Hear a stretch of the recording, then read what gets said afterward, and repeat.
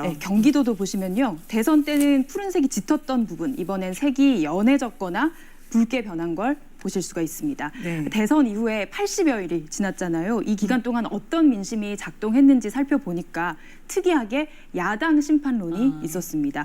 심층 출구조사 결과를 보면 이번 선거에서 지난 정권 평가를 고려했다는 사람이 68%에 달했습니다. 네. 결국 민주당 심판론이 이번 지방선거에도 이어졌다. 이렇게 분석해 볼 수 있겠습니다.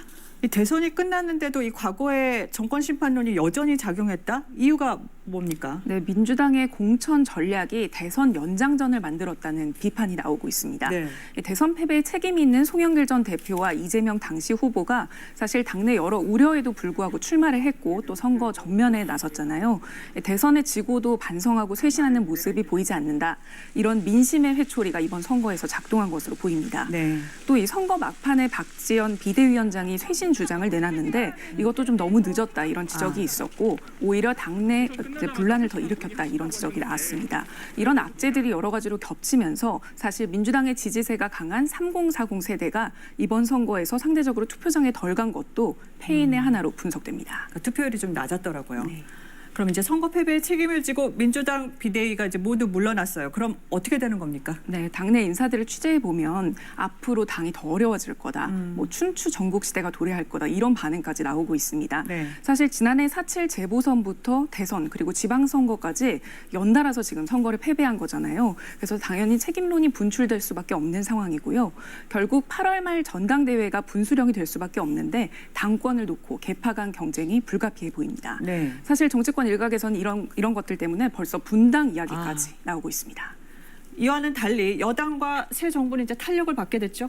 네, 구조적으로 여소야대 국면이기는 하지만 이번에 투표로 확인된 민심을 내세워서 민주당을 압박할 것으로 보입니다. 네. 이런 힘을 바탕으로 여권 주도의 정계 개편 가능성도 제기되고 있습니다.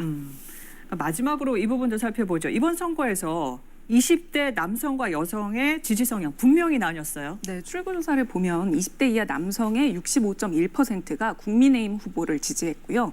반면에 20대 이하 여성은 66.8%가 민주당 후보를 지지했습니다. 확연히 갈렸죠. 네. 그래서 지난 대선 출구조사랑 또 비교를 해볼 필요가 있는데요. 그때 당시에는 20대 남성의 58.7%가 윤석열 당시 후보를 지지했고요. 20대 여성 58%는 민주당 이재명 후보를 지지했습니다. 이렇게 보면 성별 간의 정당 쏠림 현상이 석 달 전보다 더 심해진 겁니다. 그러네요.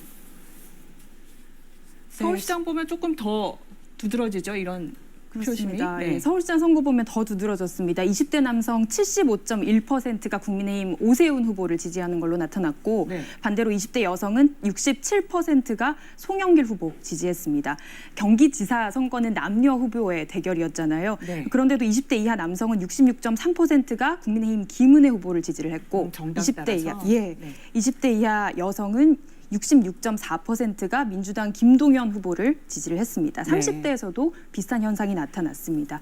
젠더 갈등의 골이 투표로 더욱 확인이 되는 건데 해법 찾아야 한다는 목소리 많습니다. 네, 여기서 정리하죠. 잘 들었습니다.